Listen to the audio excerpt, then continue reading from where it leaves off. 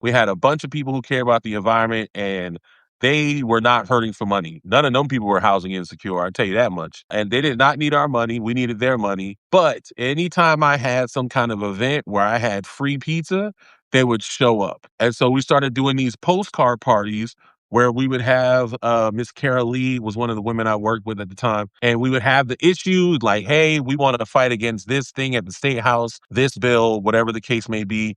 We would give them a little background on that case. We would then show them the people that they could write to, and then we would give them a template or two to use in order to write a card or a postcard to the person or persons in charge of whatever that issue.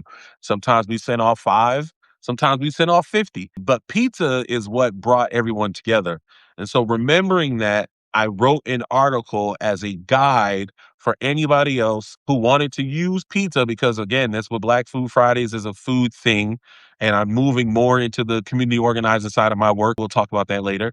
But the whole premise of the article was, hey, I did it a couple years ago. I did it recently with the South Carolina Tenant Union as well, which that actually worked. They played a small part of them getting some things changed at the state house.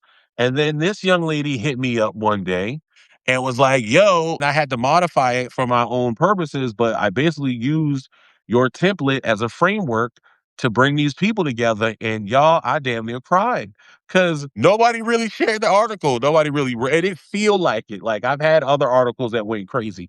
This one didn't really go anywhere. These two didn't really go anywhere.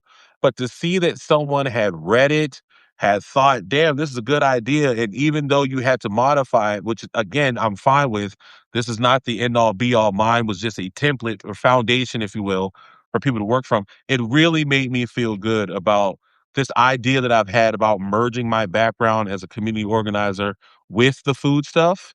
And so you helped me more than you realize. And so I wanted to say that in front of everybody that you helped boost my confidence.